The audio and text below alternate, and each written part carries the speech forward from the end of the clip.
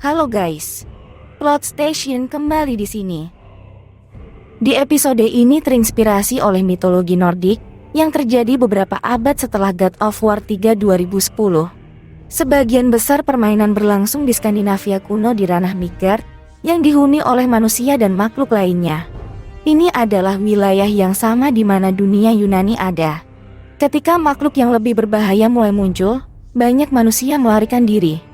Alam lain yang dikunjungi sebagai bagian dari cerita termasuk Alfheim, rumah mistik peri terang dan gelap, Helheim, tanah es orang mati, Jotunheim, dan tanah pegunungan para raksasa.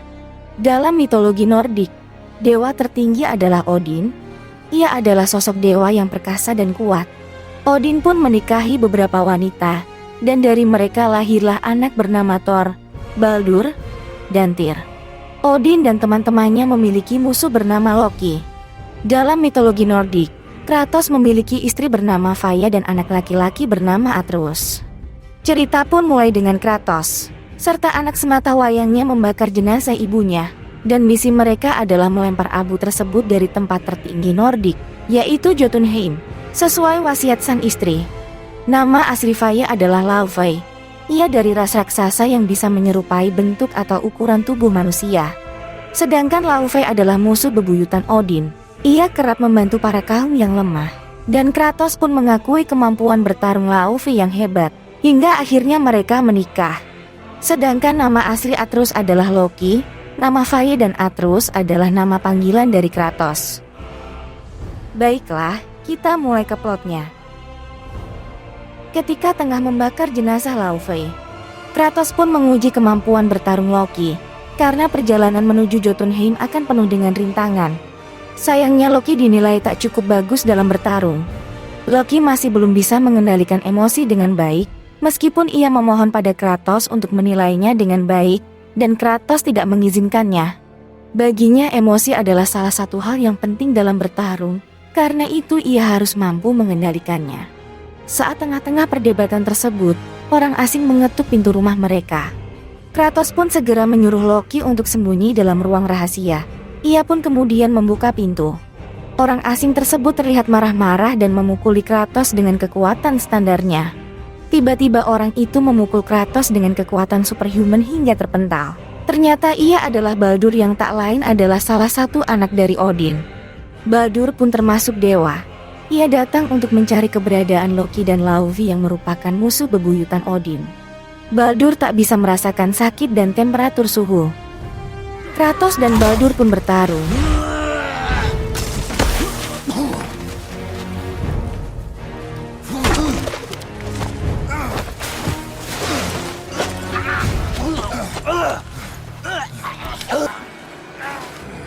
Pertarungan sengit itu berakhir dengan Kratos yang membuang jasad Baldur ke jurang. Kratos pun kembali ke rumah dan menghampiri Loki. Ia pun menyuruh sang anak untuk bersiap-siap pergi meninggalkan rumah tersebut karena sudah tidak aman lagi. Meskipun Loki dinilai tak cukup siap dalam bertarung, namun Kratos terpaksa membawanya menuju Jotunheim. Kemudian mereka bertemu dengan seorang pandai besi yang tak lain adalah orang yang pernah membuatkan senjata untuk Kratos dan Laufey dulu. Mereka pun memperkuat senjata mereka yang tak lain adalah senjata peninggalan Laufey. Selama perjalanan menuju Jotunheim, Kratos terus mengajari Loki untuk berburu binatang hingga Loki memanah seekor babi hutan. Babi hutan tersebut melarikan diri dan mereka segera mengejarnya. Hingga Kratos menemukan Loki sedang bersama seorang wanita yang tak lain adalah penyihir bernama Freya. Freya mengatakan bahwa babi hutan tersebut adalah spesies terakhir yang tinggal pada hutan Nordik dan sangat langka. Target practice. Target practice. I'm so sorry. Keep that pressure on. Kratos pun bertanggung jawab atas perintahnya. Ia mendapatkan tugas dari Freya untuk menemukan tumbuhan yang bisa mengobati babi tersebut. Ia pun berhasil menemukan dan menyembuhkan babi tersebut. Exactly what I need.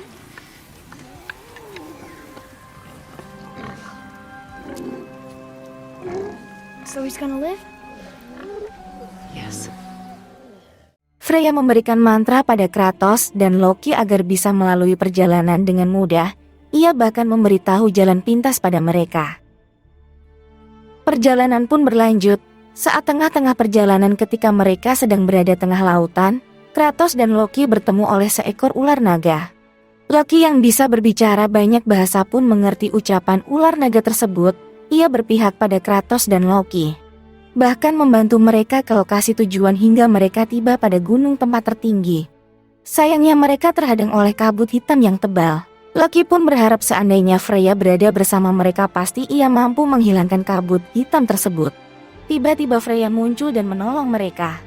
Freya mengatakan bahwa mereka harus menemukan cahaya pada alam Alfheim. Freya juga memberikan petunjuk dalam menggunakan Bifrost yang merupakan alat untuk pergi dari alam satu ke alam lainnya. Welcome to Alfheim, gentlemen. Think you can spot the light? I can barely see it. Something's wrong. See that climb what we need there? Sayangnya tiba-tiba Freya menghilang seperti terhisap. No. Damn it, not yet. What's happening? To restore the Bifrost magic, you must step into the light. But be very careful not to get caught. Kratos dan Loki pun berhasil mendapatkan cahaya dari Alfheim dan menghilangkan kabut hitam tersebut. Mereka melanjutkan perjalanan dan bertemu adik dari si pandai besi. Ia memberikan anak panah yang mengandung mistletoe pada Loki. Mistletoe adalah zat yang bisa membuat Baldur merasakan luka dan sakit. Sayangnya Kratos dan Loki tak mengetahui tentang hal tersebut. Mereka pun melanjutkan perjalanan hingga Kratos melihat tempat anak panah Loki yang rusak. Ia pun memperbaikinya dengan menggunakan salah satu anak panah mistletoe hingga kembali benar. Kembali melanjutkan perjalanan hingga mereka melihat Baldur dan dua temannya. Mereka adalah anaknya Thor, yaitu Magni dan Modi, sedang berbicara dengan pohon yang ternyata dalam pohon tersebut ada orang. Baldur dan kawannya menanyakan keberadaan Kratos dan Loki pada pohon tersebut. Baldur percaya bahwa orang yang berada dalam pohon itu adalah orang yang sangat pintar dan berwawasan luas. Jika ia bersedia memberitahu Baldur maka Baldur akan meminta pada Odin untuk melepaskan orang tersebut. Namun jika ia tak memberitahu Baldur maka ia tak segan-segan membunuh orang yang berada dalam pohon itu. Orang yang berada dalam pohon mengatakan bahwa itu sia-sia, karena Odin pun tak akan bisa melakukannya. Lagi pula ia juga tak tahu keberadaan Kratos dan Loki. Baldur, Magni, dan Modi pun pergi. Ketika mereka sudah pergi, Kratos dan Loki pun menghampiri pohon tersebut. Nama orang yang berada dalam pohon itu adalah Mimir. Ia mengatakan bahwa tempat tertinggi Nordik bukan tempat mereka berada tapi Jotunheim yang merupakan wilayah para raksasa. Mimir memberikan portal menuju Jotunheim dan mengingatkan bahwa rutenya sangat sulit. Mereka tidak bisa menggunakan Bifrost karena para raksasa sudah merusaknya, jadi mereka hanya bisa menggunakan portal darinya. Ia meminta agar mereka memotong kepalanya demi membantu perjalanan mereka menuju Jotunheim. Ia mendapatkan kutukan dari Odin agar tubuhnya menempel pada pohon tersebut bahkan palu milik Thor tak bisa menghancurkannya. Mimir terkena kutukan karena ketika Odin membantai para raksasa, Mimir secara sembunyi-sembunyi membantu mereka dengan mengobatinya hingga Odin mengetahui perbuatannya. Kratos pun memotong kepala Mimir hingga ia mati. Kemudian mereka membawa kepala itu pada Freya agar bisa bangkit kembali. Mereka pun pergi ke rumah Freya. Freya melihat anak panah Loki yang mengandung mistletoe dan membakarnya. Ia membentak mereka bahwa jangan pernah menggunakan anak panah tersebut. Freya mengatakan bahwa anak panah itu sangat berbahaya. Sebenarnya Freya berbohong. Anak panah itu sangatlah kuat terlebih untuk membunuh Baldur. Ternyata Freya adalah ibunya Baldur. Ialah yang membuat Baldur kebal dan tak bisa merasakan sakit. Hanya mistletoe lah mampu menghancurkan mantra kebal itu. Freya sangat protektif terhadap Baldur karena ia melihat ramalan masa depan bahwa Baldur akan mati terbunuh. Karena itu ia memberikan sihir kebal padanya. Kembali ke cerita, Freya pun berhasil menghidupkan Mimir yang hanya tinggal kepalanya saja. Ia tak sengaja mengatakan bahwa Freya adalah seorang dewa. Kratos yang mendengar itu pun sangat kesal, ia benci berurusan dengan dewa. Ia pun memutuskan untuk pergi dan melanjutkan perjalanan menuju Jotunheim. Hingga akhirnya mereka bertemu kedua anak Thor, yaitu Magni dan Modi, dan mereka pun bertarung. I'll kill you! Atreya! Control yourself!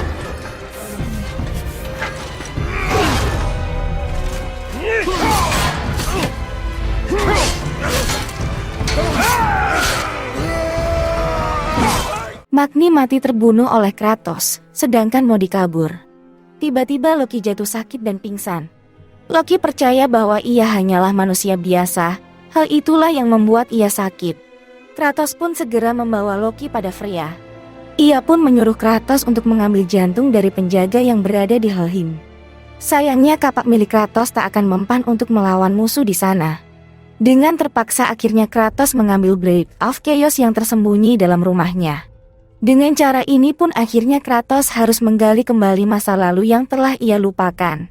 Blade of Chaos pun kembali muncul yang berada dalam rumahnya. Kratos sempat mendapatkan bayangan keberadaan Athena yang hanya ilusi. Namun Kratos tak mempedulikan dan langsung pergi menuju Helheim dan berhasil mengambil jantung tersebut. Ia pun kembali ke rumah Freya dan Loki berhasil sembuh. Mereka kembali melanjutkan perjalanan. Pada saat perjalanan, Kratos memberitahu Loki bahwa Loki adalah dewa.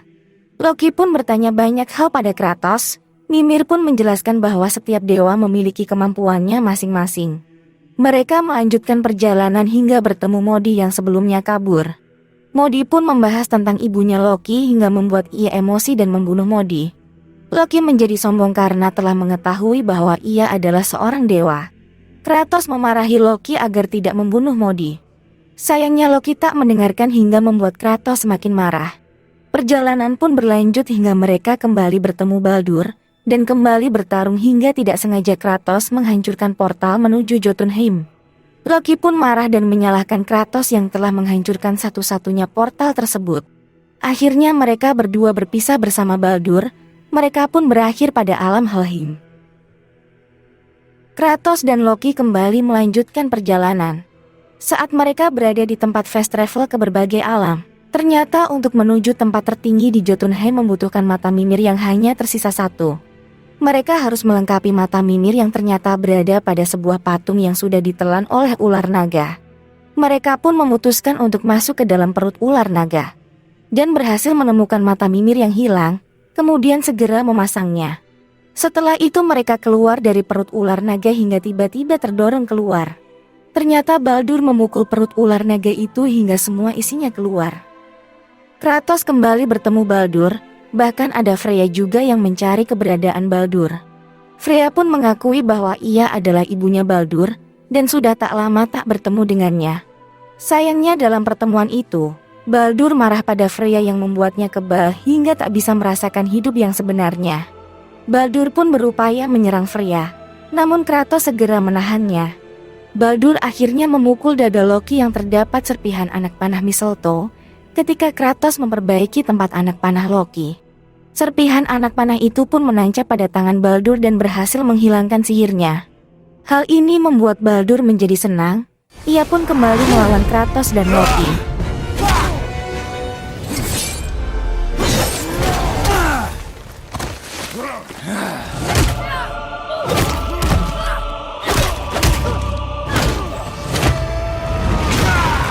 Kratos bahkan sempat meminta bantuan ular naga karena Freya selalu menghalangi pertarungan mereka. Ia tak ingin anak kesayangannya mati.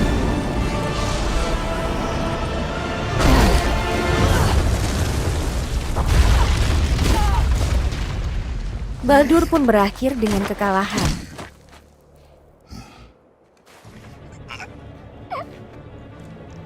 Come on!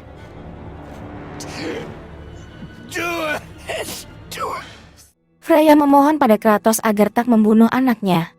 Kratos pun menurutinya. Baldur akhirnya menghampiri Freya dan mencekiknya hingga hampir mati. Dengan sigap Kratos segera membunuh Baldur. Why? Why do you even care? You could have walked away. The Cygoleans here must be better than this.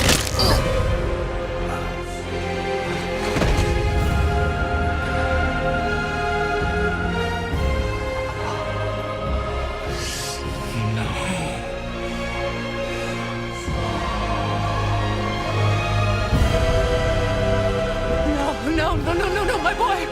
My dear sweet boy! Baginya kutukan anak yang membunuh orang tua harus berhenti agar tidak terus turun-menurun. Sayangnya hal itu membuat Freya marah dan dendam.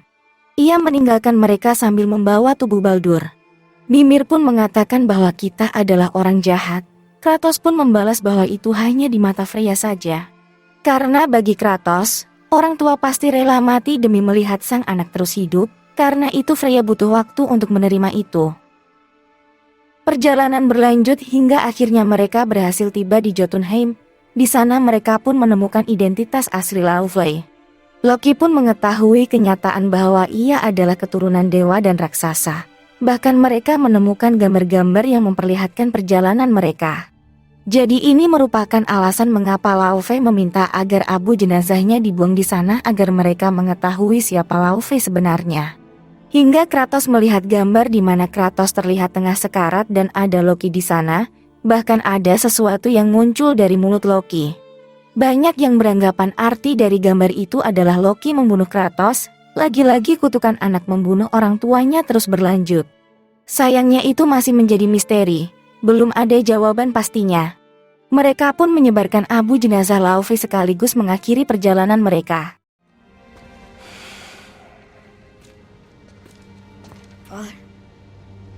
No. We do it together. Son.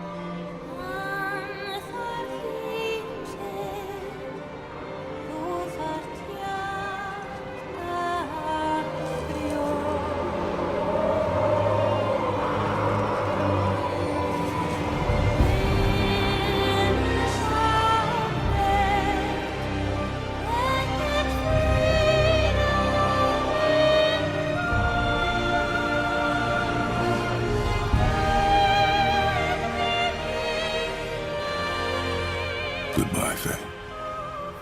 I love you, Mom. The giants. They really are all gone. There's nothing for us here. Come. Dan ketika mereka kembali ke rumah kemudian tidur, Kratos mendapatkan mimpi di mana terdapat wujud seseorang dengan kekuatan petir mendatangi rumah mereka. Orang itu membawa palu yang berarti ia adalah Thor yang marah pada Kratos karena telah membunuh ayah dan adiknya.